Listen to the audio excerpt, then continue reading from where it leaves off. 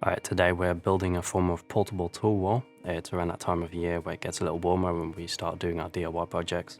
Now, one of the issues that I've been running into is how to store all the tools that I've been buying recently to where they're still quickly accessible yet also neat and tidy. So this is something you might experience yourself as well, but as soon as you put something down on a horizontal surface, two things might happen. Either it just straight up disappears or that horizontal surface disappears. And I'm not sure if there's anything that will ever fix that from happening, but I'm hoping that this project will somewhat reduce the chance of it happening in the future. So let's get into it. We'll start by cutting down this combo pack of construction lumber. This is somewhat of a zero waste project as I'm making this 96 centimeters by 180 centimeters high.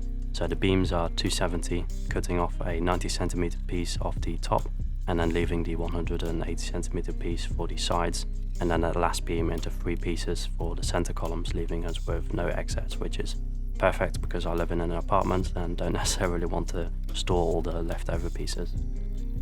I'm creating a very rudimentary stop here with 2 glue clamps. It's practically the worst thing that you can do, but in this project it worked out just fine. I did take a little too long to set this up though, so it happens a lot in DIY projects. You'll just be standing around and looking at the thing that you're about to do, considering if it's going to go horribly wrong. But I feel this really improves your creating ability. If you're limited by a factor, you'll often start to work in interesting ways, and it mostly results in a better piece. So there's never really an excuse to not do something you find value in, but there is an excuse to do things differently. What I'm thinking about is trying to be as quiet as possible, so preparing all this stuff so I can quickly make the 4 cuts and get on without causing too much disturbances, which in turn results in a far more accurate measurement of the piece than I'm usually able to achieve.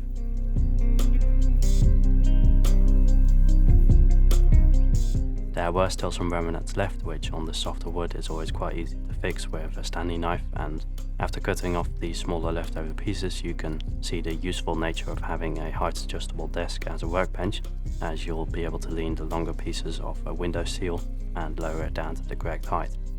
Now on this project it worked out okay, but if you're doing this yourself, I think it's important to keep whatever you're making on a flat surface. So as the saying goes, the piece that you're making can only be as flat as the surface that you built it on. And in this project I did run into some issues which I later had to go back and fix. Now this was initially built as a prototype to see if it would work out, and I did just use some metallic right angle joints and screws to hold everything together. But of course if you're building this to last, it's pretty nice to put some glue between there, especially because it's on wheels. There's going to be a lot of strain on this thing as we move it about, which eventually will break the screws hold on the wood and everything will start to creak. In this case I'm also being somewhat lazy, using this folding ruler to hold up the metallic piece in the correct place. This isn't entirely the middle, but for me it's just important to have the screws a little bit away from the edges, which otherwise would result in the wood cracking open. Usually it's prudent to pre-drill some holes, but for these larger beams it seems to be doing just fine. Now when I laid the piece on the floor, which is something I should have just done from the start, I noticed how crooked some of the joints were, so I did undo a few of them and corrected the issue, which is always quite difficult as there's already holes for the screws to go into, so usually it just self-corrects to the bad state. But this time it didn't, and quite fortunate.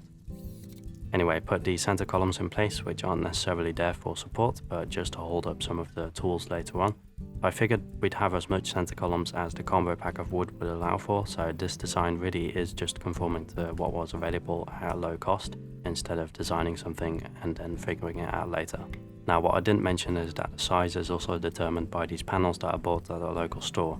These were on sale for €17 per set of 2, so I thought it would be great if we put them on both sides, and that would help with the surface optimization. It's of course horrible to store this thing anywhere, but at least both sides have something useful, making it quite space efficient. Now the plan was to also buy some of these magnetic strips and use them to hook up some of the other tools, but those were sold out just before I wanted to start the project, so this is something I do want to come back to and upgrade later on. So it's somewhat also in response to a workbench that I've been designing, which hopefully we'll be building soon. But the idea is basically to create a form of wall which is on wheels, and then wherever you're working you just roll this thing next to it, and you have all your tools and screws and little knickknacks ready to go. One other consideration I had when designing this was the ability for it to fit through doorways. This is quite key for me as I often like to store stuff in the hallway when I'm shooting in this space, so those 3 factors really determine the dimensions.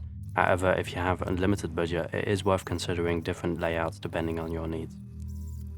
Now, the inspiration for this project came from what I mentioned earlier, having trouble with the workbench design and not knowing where to store all of the tools, but also because of some random scraps that I found laying around in the apartment. So when I came across these old FlexiSpot supports, which I never used because I custom integrate the legs into the desktops, I really wanted to put them to good use, and that was really the final tipping point for this project. So here we're using some screws with washers on them to hold the panels in place a little bit better, and after that attach the other side. Now initially I wasn't planning to add these to the top, but it happened anyway as I realised this would be the only place where we wouldn't knock them off constantly. So it will be a little bit more difficult to see what's in them, but hopefully it will work out okay. Initially I was using these little clamps to hold the storage cases of the tools in place, but after a little while this got scrapped, as it was incredibly frustrating to take the cases off and put them back on again, so I was testing other stuff while we continued the build. Adding some shelf holders here, which is going to be the support structure that the tools are hanging off of. You could opt to give this shelf a nice thick piece of wood stretching all the way across, but I know myself too well, and if there's any horizontal surface on this thing, it will soon be filled up with all kinds of random stuff. So for this project, we'll be using some slats that are just big enough to hold up the hooks that will hold the tools in place. For this project, I went to a bit of a different store than the one that I normally go to. It's a bit further away, it's called a Hornbach, and it is the most obscene liminal space I've ever been in. So you could be walking around for 45 minutes and not even find what you're looking for. So the concerning part about this actually is that I didn't even return with the hooks the first time around.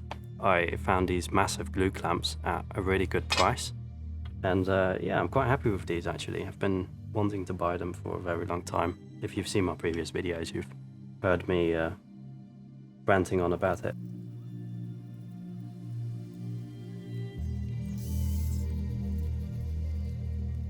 Anyway, here you can see that my filming has taken a little bit of a toll. Sometimes you get so in the flow that you forget you're making a video and you just don't create a good composition. But basically, I'm testing where I'd like these hooks to go and eventually decided on 4 per slat.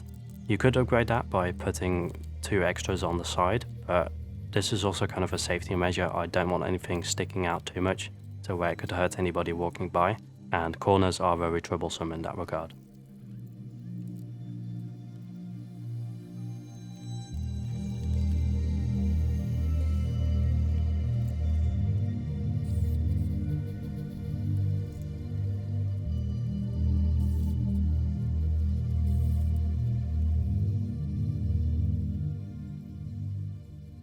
So after a little while I came back to the storage container situation, and initially I used the same hooks as the others to try and get it to work, and when I was about to screw in the third I realised it was really time to give it a rest because I had locked in one of the cases, which is quite funny to look back at in retrospect. I somewhat knew that I had too much coffee and you get tunnel vision, so I went to watch a movie and came back about 15 minutes later with a new idea.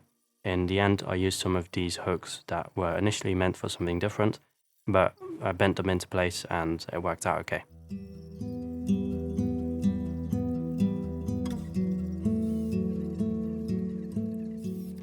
For now I'm screwing on these casters, which I borrowed from the blue table that I'm using for these videos, as that will soon be converted into the actual workbench. These aren't necessarily great, they're a bit plasticky, but they'll do okay for the limited amount of weight on this thing. So I'll wait on some kind of sale for the casters before I upgrade them.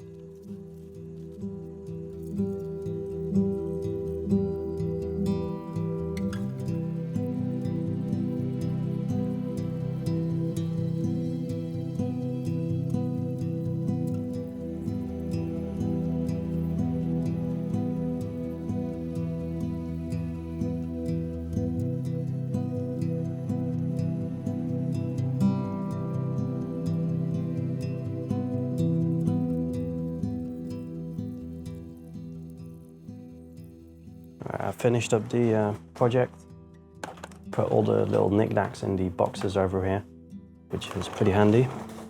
Got some glue clamps and the storage containers there for the equipment, which is on the other side.